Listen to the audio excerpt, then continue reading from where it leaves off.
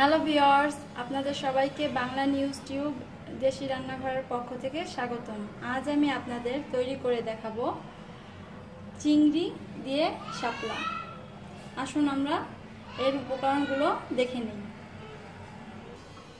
আমাদের চিংড়ি শাপলা রান্না করতে লাগছে, এখানে আমি 1 মুঠার মতো নিয়েছি শাপলা, লাগছে চিংড়ি মাছ, এখানে সামান্য পরিমাণের হাফ চা চামচের মতো নিয়েছি আদা বাটা, আর এখানে নিয়েছি রসুন ও পেঁয়াজ বাটা, এটা আছে 1 চা চামচ।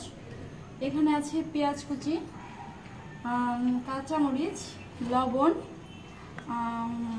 সয়াবিন তেল, আর নিয়েছি হলুদ গুঁড়া। আসুন আমরা এখন মূল রান্নায় চলে যাই।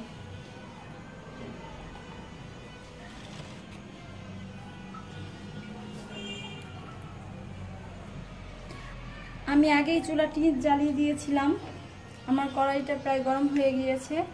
আমি এর মধ্যে পরিমাণ মতো তেল ঢেলে দেব, সয়াবিন তেল।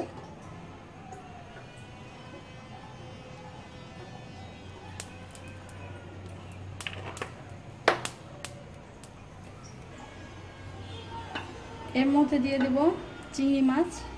আমি চিংড়ি মাছগুলো আগেই লবণ আর হলুদ দিয়ে মেখে রেখেছিলাম।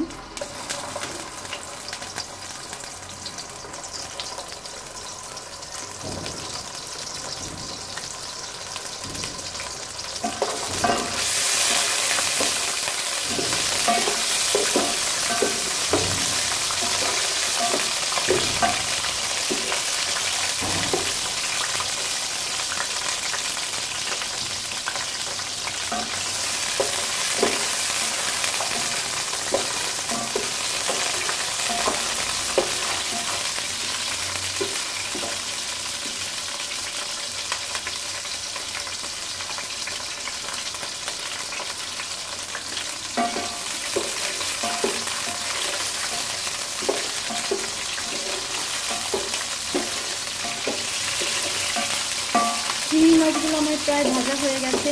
এখন আমি এর মধ্যে পেঁয়াজ কুচি আর কাঁচামরিচ দিয়ে দেব।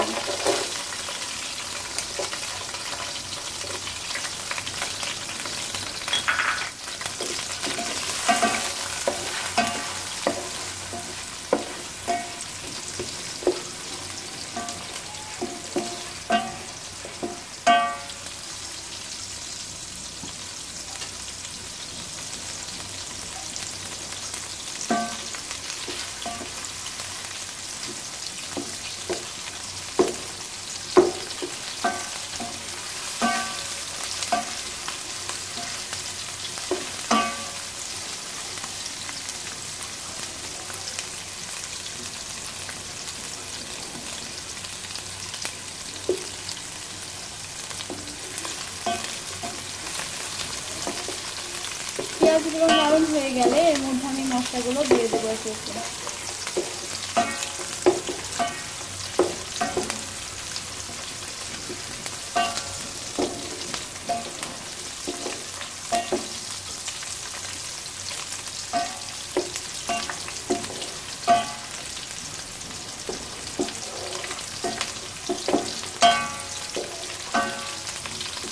আমার পেঁয়াজগুলো প্রায় নরম হয়ে এসেছে। এখন এর মধ্যে আমি মশলাগুলো দিয়ে দেব। এখানে আদা রসুন বাটা দিয়ে দিচ্ছি, আর দিয়ে দিচ্ছি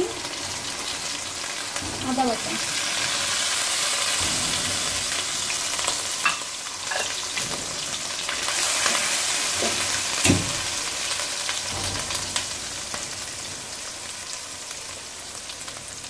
হলুদ গুঁড়ো দিচ্ছি হাফ চা চামচ,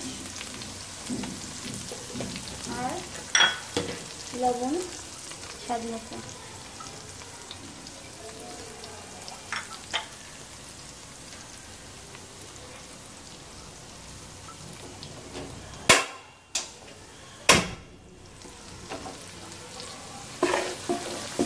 এগুলো একটু সুন্দর করে কষিয়ে নিতে হবে।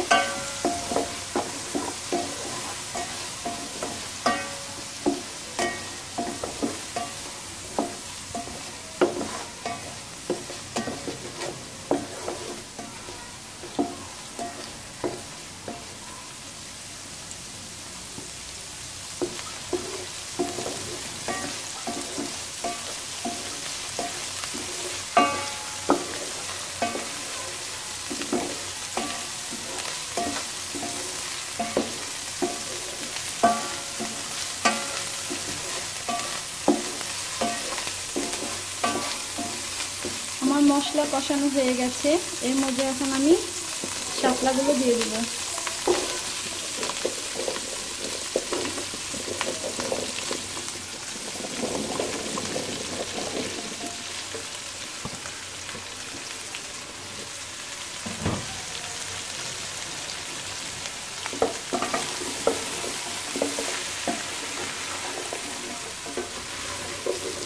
এর মধ্যে আমি এক্সট্রা কোনো পানি দেব না, কারণ শাপলা থেকে অনেক পানি বের হয়ে যাবে।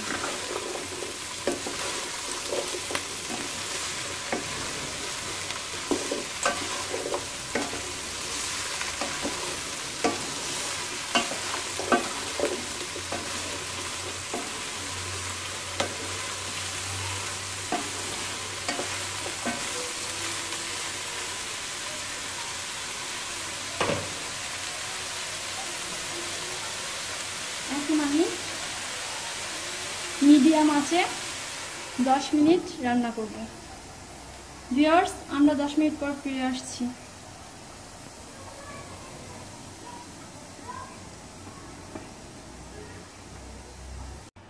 ভিউয়ার্স, আমরা 10 মিনিট পর ফিরে আসলাম। বাহ, আমার চিংড়ি মাছ রান্না কমপ্লিট। আমি এখন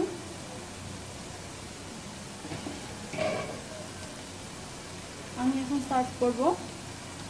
চুলাটা বন্ধ করে দিলাম।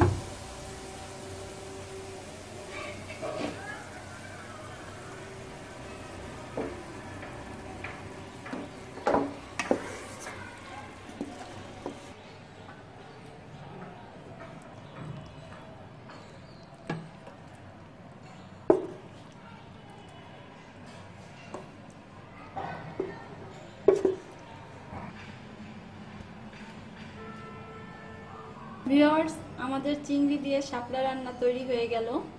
আমাদের এই রেসিপিটি যদি আপনাদের ভালো লেগে থাকে তাহলে লাইক, কমেন্ট এবং অবশ্যই শেয়ার করবেন এবং পরবর্তী ভিডিও পেতে বেল বাটনটি চাপুন। ধন্যবাদ।